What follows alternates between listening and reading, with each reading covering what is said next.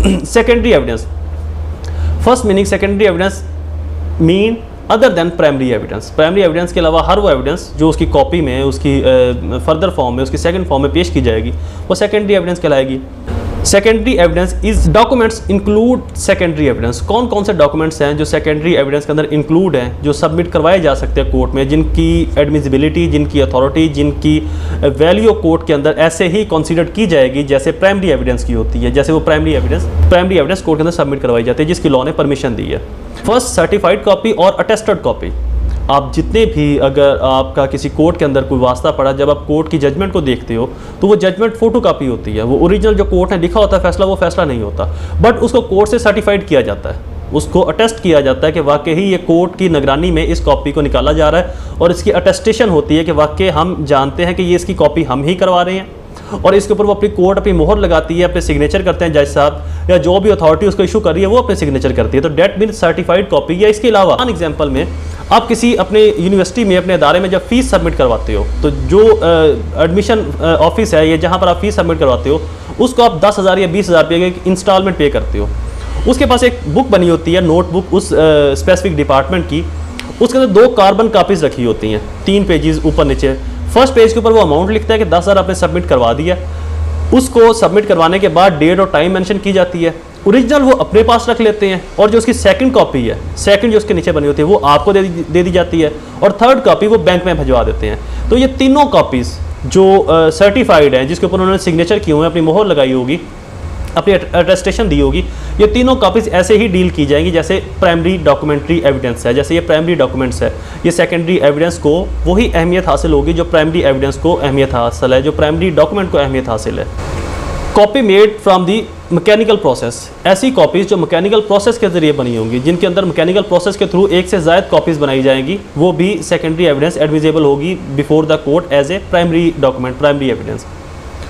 Copy made from the compare with original, ऐसी copies जिनको original के साथ कंपेयर करके बनाया जाए। अभी आजकल फ़ोटो कापीज़ की मशीनें आ चुकी हैं, प्रिंट आउट की मशीन्स हैं। पहले ज़माने में, पहले दौर में एक शख्स जब किसी डॉक्यूमेंट्स की कॉपी करता था तो वो उसको अपने हाथ से लिखता था, और एज इट इज़ डॉक्यूमेंट्स के ऊपर जो लिखा हुआ उसी को डेटो कॉपी, वो दूसरी जो उसकी सेकंड कॉपी बना रहे हैं उसके ऊपर उसको मेंशन करते थे, तो उसके ऊपर लिखते थे नकल ब मुताबिक असल है। वो अभी भी आजकल कुछ जगह के ऊपर आपको पढ़ने को मिलेगा।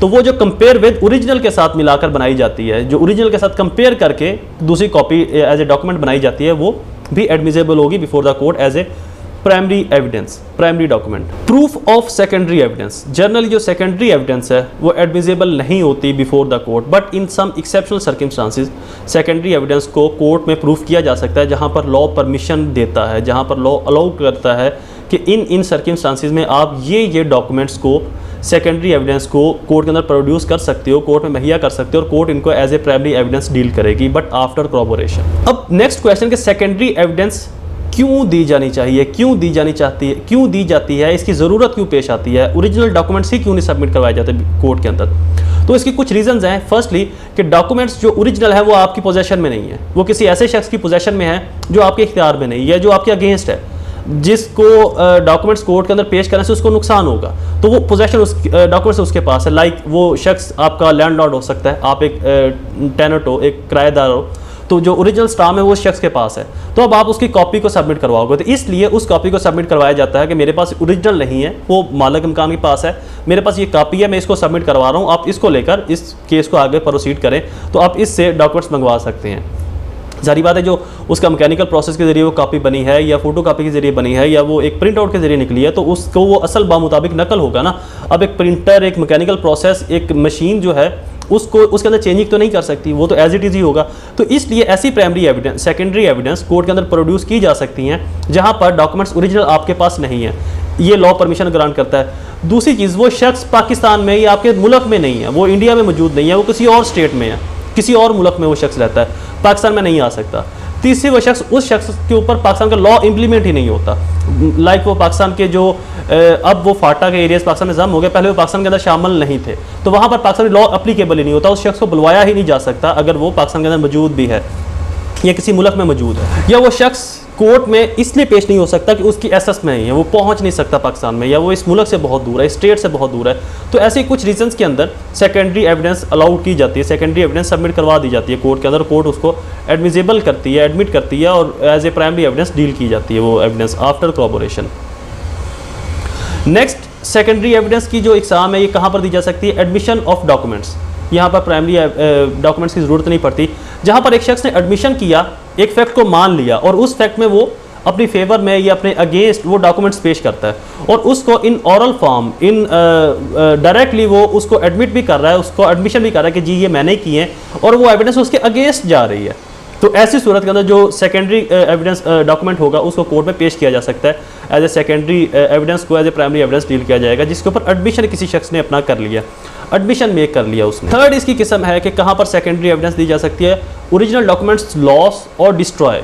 जो ओरिजिनल डॉक्यूमेंट्स हैं वो ज़ाया हो चुके हैं किसी इंसिडेंट में, सैलाब में, या वो गुम हो चुके हैं अनइंटेंशनली, इसके अंदर उसकी गुम करने की या ज़ाया करने की नीयत नहीं थी, ओरिजिनल डॉक्यूमेंट्स गुम हो गए हैं या वो सैलाब में, पानी में बह गए हैं या चोरी हो गया किसी भी सूरत में, तो वो उसके बाद उनकी जो फ़ोटो कापीज़ हैं उनको भी ऐसे प्राइमरी एविडेंस कोर्ट के अंदर पेश कर सकता है कि जी ओरिजिनल अब मेरे पास नहीं है। लाइक किसी की कोई डिग्री है, कोई रिज़ल्ट कार्ड है, वो ओरिजिनल था जो डिपार्टमेंट ने उसको इशू किया, अब उसकी कॉपी उसके पास मौजूद थी, तो जब ओरिजिनल पानी में बह गया, ख़राब हो गया, डिस्ट्रॉय हो गया, ज़ाया हो गया या चोरी हो गया या गुम हो गया उससे, तो वो कॉपी को कोर्ट में सबमिट करवा सकता है और उसकी आफ्टर कॉर्पोरेशन वो प्राइमरी एविडेंस, मैं बार बार कह रहा हूँ कि after corporation of secondary evidence is called primary evidence equal to primary evidence. उसकी कॉर्पोरेशन होगी, कोर्ट उस रेलिवेंट यूनिवर्सिटी से पूछेगी कि ये स्टूडेंट आपका ही था, ये रिजल्ट कार्ड जो इसके ऊपर रजिस्ट्रेशन नंबर लिखा हुआ है वो आपने ही इशू किया। जब यूनिवर्सिटी उसकी एक्सेप्टेंस देगी, उसकी एडमिट करेगी, तो देन वो जो सेकेंडरी एविडेंस है वो इक्वल टू प्राइमरी एविडेंस बन जाएगी, प्राइमरी डॉक्यूमेंट्स बन जाएगा। फोर्थ काइंड इसकी original evidence is impossible to produce.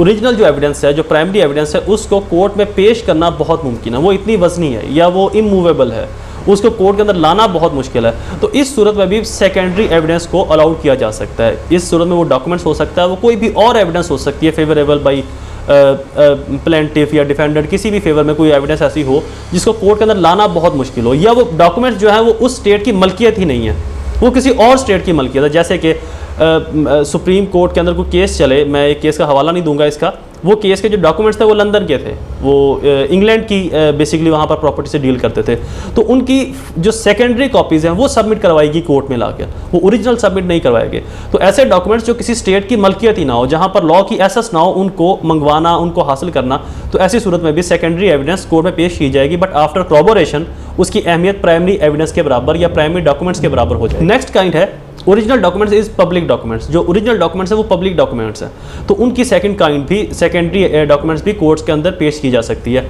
Like कोई भी ऐसा आपका जो आइन कानून बनता है वो पब्लिक डॉक्यूमेंट्स है। अब आप उस पार्लियामेंट से जो कानून बना है उसको उठाकर तो कोर्ट में पेश नहीं करोगे, तो लिहाजा जो उसकी फर्दर प्रोसेस के अंदर बने, मैकेनिकल प्रोसेस के जरिए उसकी कॉपीज़ बनी हुई हैं, नकल बा मुताबिक असल जो उसकी कॉपीज़ बनी हुई हैं कंपेयर विद ओरिजिनल कॉपीज़ उसकी जो बनी हुई हैं, उसके जो और पार्ट्स हैं उनको फोटो कॉपी करवाया हुआ, प्रिंट आउट निकलवाया हुआ उन लॉज को, तो उनको भी आप कोर्ट के अंदर पेश कर सकते हो as a primary documents, as a primary evidence. यानी कि जो ऐसे डॉक्यूमेंट्स जो पब्लिक डॉक्यूमेंट्स होते हैं, सुप्रीम कोर्ट, हाई कोर्ट की, लोअर कोर्ट्स की जजमेंट, ये पब्लिक डॉक्यूमेंट्स होते हैं। कानून साजी पार्लियामेंट के ऐसे लॉज जो स्टेट के लिए बनाती है, ये भी पब्लिक डॉक्यूमेंट्स होते हैं। तो पब्लिक डॉक्यूमेंट्स की जो सेकंड कॉपी है, फर्दर कॉपी है, वो भी आप कोर्ट के अंदर सबमिट करवा सकते हैं as a primary evidence, primary document. Certified copy of the permission by law, ऐसी कॉपीज़ जिनको लॉ परमिशन ग्रांट करता है कि आप इन कॉपीज़ को एज ए प्राइमरी एविडेंस, जैसे कि मैंने आपको पहले बताया, किसी कोर्ट की जजमेंट है, अब वो ओरिजिनल तो पब्लिश नहीं होती, उस कोर्ट की जजमेंट की जो कॉपीज़ हैं वो पब्लिश की जाती हैं, उनको अटेस्ट किया जाता है कोर्ट की तरफ से। तो लॉ परमिशन ग्रांट करता है कि जो कॉपी फर्स्ट कॉपी हो, सेकंड कॉपी हो, वो अटेस्ट हो उस डिपार्टमेंट से, उस रेलिवेंट अथॉरिटी से। आप एक यूनियन काउंसिल से अपना कोई सर्टिफिकेट लेने के लिए जाते हो, वो सर्टिफिकेट आपको ओरिजिनल अपने पास रखते हैं, उसकी कॉपी आपको फराहम कर देते हैं। एक उसका दो उसके ओरिजिनल है, एक वो अपने पास रखते हैं, दूसरी आपको कॉपी फराहम कर देते हैं। आप कोर्ट में कोई जजमेंट लेने के लिए, अपने किसी फैसले को लेने के लिए जाते हो, तो कोर्ट का जो ओरिजिनल फैसला है वो कोर्ट के पास रहता है, उसके जो उसका जो जहाँ उसके रिकॉर्ड के लिए, और उसकी कॉपीज़ आपको फराहम की जाती हैं, बट उनके ऊपर कोर्ट की मोहर लगी होती है, कोर्ट के सिग्नेचर होते हैं, कोर्ट की अटेस्टेशन होती है कि ओरिजिनल हमारी ही कॉपी से कंपेयर किया गया और हम इसको अपनी निगरानी के अंदर इसके हैंड ओवर कर रहे हैं एज ए कॉपी। तो वो जो फोटो कॉपीज़ हैं उसके लिए ओरिजिनल डॉक्यूमेंट्स लाने की ज़रूरत नहीं, वो फोटो कॉपी ही as a primary evidence, primary documents deal की जाएगी। Next, original is part of judicial record. जो ओरिजिनल डॉक्यूमेंट्स हैं वो जुडिशियल रिकॉर्ड का पार्ट्स हैं, वो उसकी जजमेंट्स हो सकती हैं, उसके कोई और केस लॉज हो सकते हैं, वो ओरिजिनल जुडिशियल रिकॉर्ड का पार्ट है और वो पब्लिश नहीं किए जा सकते, वो ओरिजिनल नहीं दी जा सकती। तो उनकी जो फोटो कापीज़ हैं, अभी मैं रिसेंटली आपको बता चुका, उनकी जो फोटो कापीज़ हैं वो एज ए ओरिजिनल कंपेयर होंगी, एज ए ओरिजिनल कंसिडर्ड होंगी किसी भी कोर्ट में, किसी भी डिपार्टमेंट में, किसी भी जगह के ऊपर। अब next, reason of secondary evidence. Secondary evidence क्यों दी जाती है, इसकी रीजंस क्या है, प्राइमरी एविडेंस क्यों नहीं दी जाती? तो secondary evidence is not allowed और not admissible before the court. ये इसकी ना तो इजाज़त है, ना ही ये कोर्ट इसको एडमिट करती है, but except in permission by law. लेकिन मासवाए ऐसी जगहों के जहाँ पर लॉ परमिशन देता है कि ये कॉपीज़ इन तरीक़ों से अगर बनती है तो सेकेंडरी एविडेंस को, सेकेंडरी डॉक्यूमेंट्स को, सेकंड डॉक्यूमेंट्स को भी आप प्राइमरी डॉक्यूमेंट्स के तौर के ऊपर कोर्ट में पेश कर सकते हो। जर्नल प्रिंसिपल ये है कि secondary evidence is not admissible before the court, but in exception अगर लॉ कहीं पर आपको परमिशन ग्रांट करता है, आपको इजाज़त देता है, तो ऐसी सूरत के अंदर आप सेकेंडरी एविडेंस को as a primary evidence consider कर सकते हैं, उसको कोर्ट के अंदर सबमिट करवा सकते हैं। ऑब्जेक्शन ऑफ सेकेंडरी एविडेंस, जो भी पार्टी सेकेंडरी एविडेंस देगी तो जो अपोजिट पार्टी है वो इमीडिएटली उसके ऊपर ऑब्जेक्शन रेज करेगी। अगर वो ट्रायल कोर्ट में उसके ऊपर ऑब्जेक्शन रेज नहीं करती तो अपील में जाकर उसकी ऑब्जेक्शन करने का राइट ख़त्म हो जाएगा। डैट मीन के ट्रायल कोर्ट में अगर उसने उस डॉक्यूमेंट्स को उसके ऊपर ऑब्जेक्शन नहीं की तो कॉमन सेंस है कि उसने उस डॉक्यूमेंट को एडमिट कर लिया था, अब वो उसके ऊपर ऑब्जेक्शन नहीं कर सकता। तो जो अपोजिट पार्टी है वो एज सुन एज जैसे ही सेकेंडरी एविडेंस आएगी उसके ऊपर अगर वो अपोजिशन क्रिएट नहीं करती, उसके ऊपर अगर वो ऑब्जेक्शन क्रिएट नहीं करती तो देन अपील में जाकर वो ऑब्जेक्शन नहीं कर सकती। अपीलेंट कोर्ट भी ये समझेगी कि लोअर कोर्ट के अंदर या ट्रायल कोर्ट के अंदर अगर अपोजिट पार्टी ने ऑब्जेक्शन नहीं की तो डैट मीन इसने डॉक्यूमेंट्स को एडमिट कर लिया था, अब इसको इसके खिलाफ या इसके ऊपर ऑब्जेक्शन करने का राइट हासिल नहीं है। जो डॉक्यूमेंट्स एडमिजिबल हो उनको दोबारा उनके ऊपर ऑब्जेक्शन नहीं की जा सकती। तो इसलिए अगर ऑब्जेक्शन करेगी तो वो इनिशियल बेस के ऊपर, इनिशियल तौर के ऊपर जब डॉक्यूमेंट्स आए सेकेंडरी, वहीं पर अपोजिट पार्टी को ऑब्जेक्शन करनी भी चाहिए। अगर वो करते हैं, अगर वो नहीं करते तो डैट मीन उन्होंने उसको एडमिट कर लिया, और जिसको एक दफ़ा एडमिट कर लिया जाए उसको डिनाई नहीं किया जा सकता, वहाँ पर फिर estoppel law of evidence apply हो जाता है। आई होप आपको ये लेक्चर पसंद आया हो। मेरे चैनल को लाइक, शेयर और सब्सक्राइब करना ना भूलें। मुझे अपनी दुआ में ज़रूर याद रखिएगा। अल्लाह ताला आपका हामी नासिर हो। वस्सलाम।